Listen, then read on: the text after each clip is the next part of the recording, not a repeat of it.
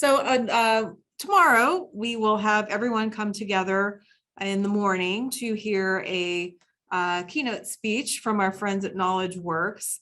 And then we'll have a student panel, and then we're going to dive right into our working sessions again. What's different about the working sessions tomorrow is that each team will have access to expert resources. So I want to take the opportunity to introduce you to those expert resources today, and they're all here with us at the event. So we're going to go around the horn and hear what everyone has to say, and we're going to start with someone you've already seen today, and that is Karina from ConverSketch. Awesome. Thanks. Do you mind if I share my screen real quick, Stephanie? Please do. Okay. Awesome. So it is just an absolute joy to be here with the ShapingEDU community. Again, I'm Karina, and I just want to introduce myself and share a little bit about what I do and ideate on how we might work together tomorrow. So some of you may know me, and it's great to see familiar faces. And if you don't, welcome to the ShapingEDU Pente community. So excited that you're here. So I'm Karina, and let's see if I get this reveal right. Yes. Okay. So I'm based in Colorado in the USA. I love science, I love people, and I love art. And those things have come together for me in graphic facilitation. So you may have noticed me drawing throughout the course of the day. And tomorrow I am going to unleash my skills and mesh them with yours to support your groups. I've been part of the ShapingEDU community since it began in 2018, and I love it. I always leave these events so energized. So what is graphic facilitation? It is making ideas visible through real-time hand-drawn pictures and words. It's showing systems and connections, reducing your cognitive load so you can look for those things yourselves. It's building shared understanding so you see how your ideas fit into the big picture together. And it's creating connection and memory through emotional connection, through images that spark a memory. How might I support your team? Well, as Stephanie P. mentioned earlier, I can create custom images for you. I can also help you map out or create more problem-solving opportunities. So if you're like, wow, we have a lot of things that we're trying to juggle and just aren't quite sure what the next step is, we can map out what you're going through together and hopefully create some clarity there. Or whatever you can dream up. I'm here as a resource for you. So if there's something else you're wondering about, I'd love to brainstorm with you. So with that, I'm really looking forward to our sessions tomorrow. I'll see you then. Fantastic. Thank you, Karina.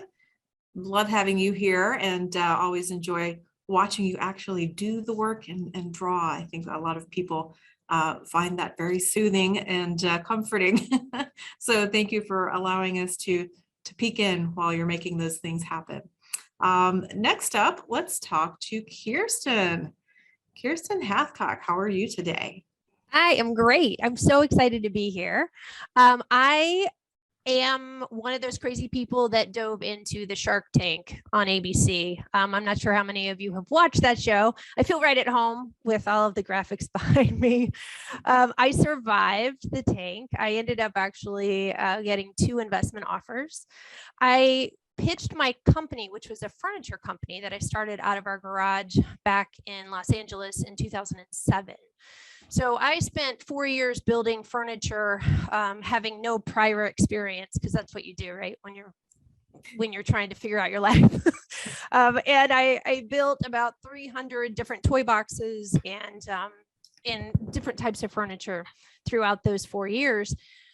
My dad called me up and said, hey, there's this new show on television. It's called Shark Tank. And so I pretty much just said, there's no way I'm going on that show.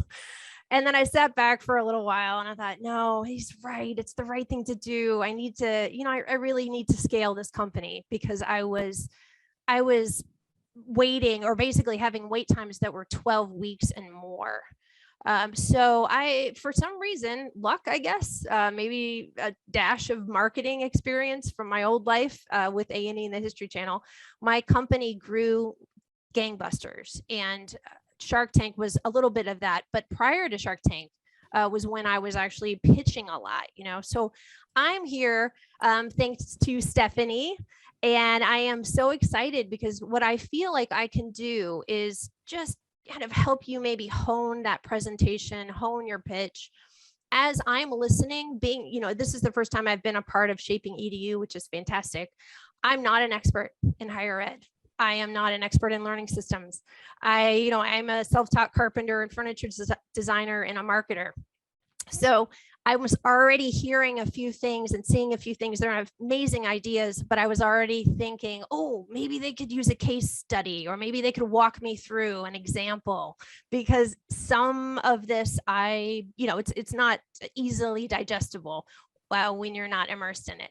So that's primarily what I want to do tomorrow, is just offer tips, whatever I can do to help you make it easier when you're pitching and going, vying for the cash even. So thanks for having me. Thank you, Kirsten. You've got a lot of Shark Tank fans here, so good. I think some folks recognize you. Awesome. Thank you so much. Now let's hear from Ruben.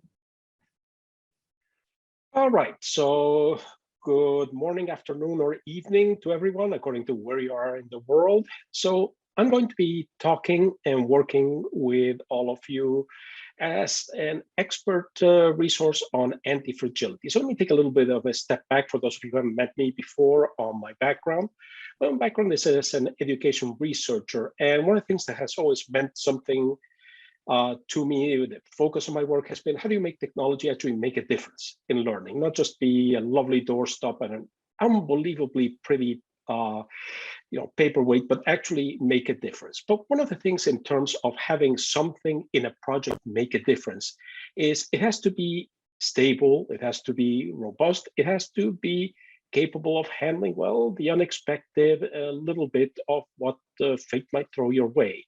So for that reason, I've been working in recent years on the whole question of black swan events, those events that you can't foresee, and anti-fragility, the property of a system to say, hey, you just went through one of these unexpected events and you came out the other end, not just, I barely made it, but in a little bit better shape, a little bit more robust, a little bit with new things that have come out of the process. So we're going to be working tomorrow in terms of how do you look at each of your projects, each of your pitches, and think about how to build anti-fragility into the work. So let me share very quickly just a couple of slides to show you just a little bit of the thinking we might be doing. So here we go. All right. So you can see here, for instance, that we have a basic question, which is, so you get hit by a black swan, what can happen? Well, you can go, as I said, to anti-fragility.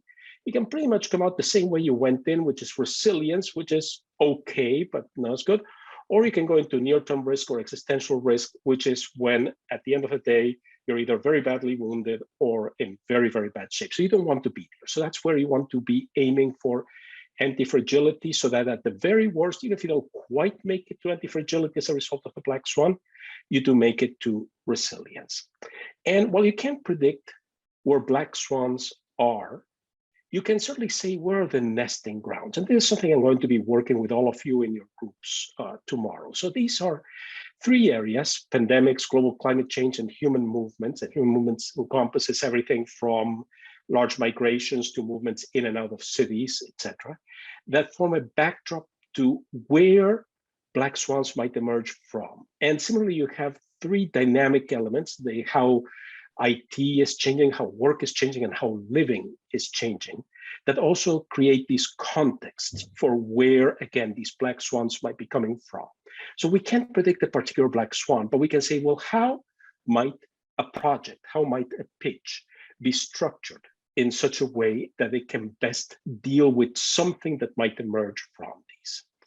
Similarly, for those of you who've heard me talk before, when you look at any system, and that of course includes your pitches, you have three layers, three elements: system dynamics, agents, and networks that come together. That's more complex than what we can handle in a single pitch or in a single session tomorrow. So instead, what we're going to be working on is what you're seeing here in this slide, which is we're going to take those nesting grounds for black swans, and we're going to look at layers of design, layers of resource for design that allow you to build anti-fragility into your projects. So we're going to be looking at data sourcing and analysis, different ways of getting at that data sourcing analysis that might be suitable for your project, and also ways of building into the design elements that make your project more anti-fragile, more able to deal with the unexpected. And that goes from what happens with the processes built into your design to the end object of your design, to in the middle, who or what the teams look like that are in charge of implementing design. So these are some of the topics we're going to be covering tomorrow. And again, the goal here is not to predict black swans. You can't do that. The goal is not to say how you script a single response, but rather how you build in this element of anti-fragility into your design, into your pitch from the get-go, so that when a black swan does come out at you, you don't find yourself saying, oh, wish I'd known to do something about this, but rather your design, your pitch for whatever it is that you're proposing can come out the other end after you've gone through the storm of the black swan, if you will, in better shape than it went in before. So that's what we'll be talking about tomorrow. Fantastic. Thank you, Ruben. Very good. Let's move over to our friends from Peacock Voices. So we have Cassidy and Margaret joining us. Ladies, could you tell us a little bit about Peacock Voices and about yourselves? Absolutely. I'm going to share my screen really quickly.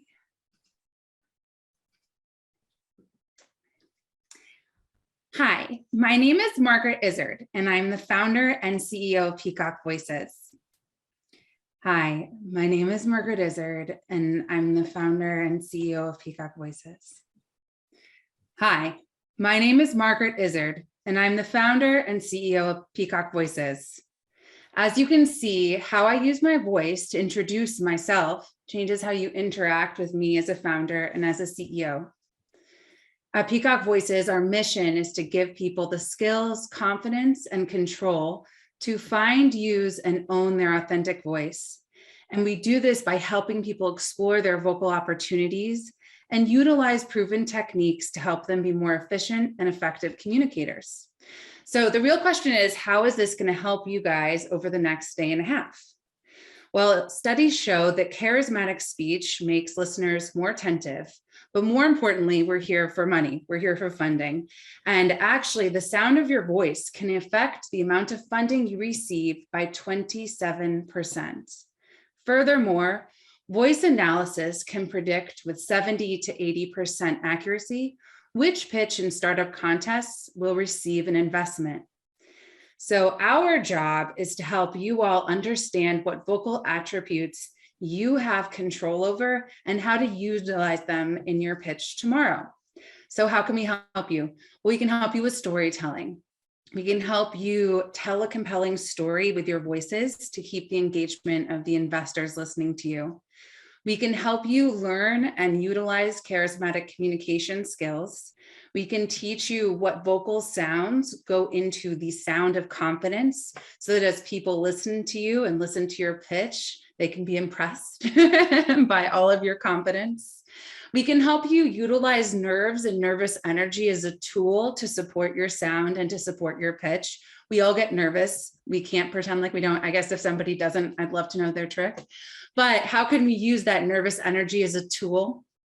And then finally, we can talk about how powerful breath can be, not only for you, but also for those listening. And how do we do this? Well, we always start by talking about breath and breathing. Your breath is your control mechanism for your sound. It is the thing that all sound is built off of, or all vocal sound is built off of.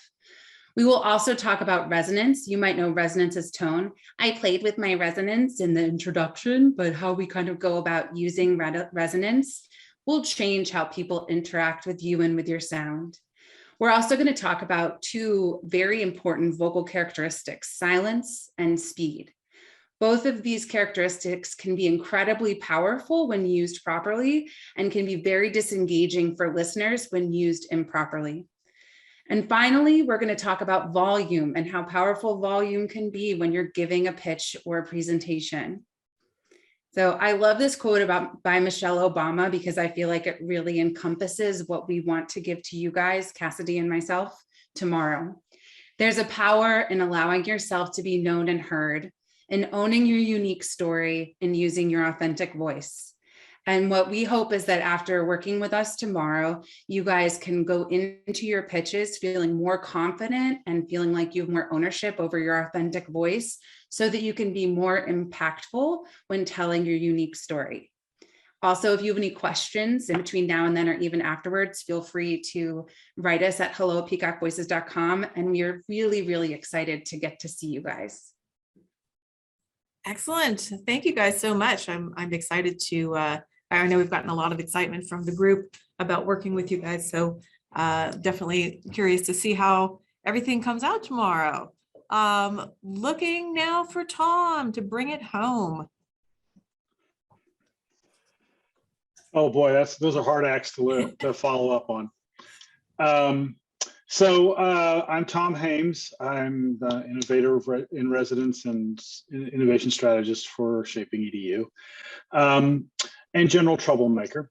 Unlike Ruben, who's a parent who likes going around and seeing how to break things so that he can figure out how to make them stronger, my focus is going to be on the other side of that equation, and that is going to be around what kind of things can we build as a community? What kind of things can you build into your product so that we can achieve long-lasting change and good? So let me share my screen now.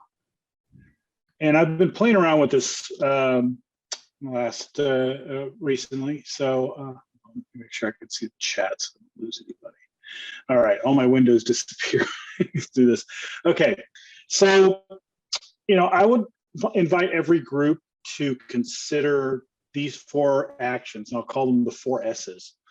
What we're doing right now is we're doing mainly shaping. That doesn't end. It's a constant process of design and iteration. But it's really kind of the focus of what we're doing in these 2 days in the Pente Challenge. But moving forward, answering the question of how do we do sharing? How do we distribute the ideas? How do we learn from others who may be working on similar ideas and incorporate those into our own, making them stronger? Okay. Scaling. How do we create opportunities that go beyond smaller groups and create deep learning and deep activities that can be brought to groups who may not otherwise know about them, right? So how can we bring some of the brilliance of this group to other people? And then last but not least, sustaining. I think one of the big problems with projects in any field, but particularly in higher education, is when the champion leaves, when the champion retires, when the champion moves on to another project, what happens to that project? Can you develop a plan that hands off your project after the next year to the next group of people that come along, or to a totally new group? How is that going to work? So I'm going to invite you guys, as you work on your projects, to think about some of these outcomes. I think these will be powerful selling points that you can that will help you with the funders. And I've actually made a little Google Doc worksheet for anybody who wants to play. I made one chart for each. And if you want to go in, and this is not a homework assignment, but it's useful if you want to, for each one of these 4 things, think about what your particular project is doing and how it's doing it. And then hopefully that will be an opportunity for us to begin some conversations tomorrow. I mean, I consider myself a connector. That's what I do. I like to connect up ideas. I've done this on very big projects for buildings, everything from buildings to software platforms. How do you listen to people? How do you make sure their ideas are grown and sustained? What kind of outcomes can you create? I'm also a technologist in that I like my tools. One of my projects here at ShapingEDU has been a tool set project where I'm actually trying to connect activities around teaching and learning, especially, but also other activities directly to tools that augment and make you better at doing those. That's a different conversation. But one of the other things I can bring to the table, though, is I can suggest some technologies perhaps that would help you do one of those 4 functions. Other than that, I'm just going to leave it for questions if anybody has any questions. Feel free to play in the Google Doc, and you can see where to find me online. Fantastic. Thank you, Tom, and thank you for working the word intertwingled into your presentation.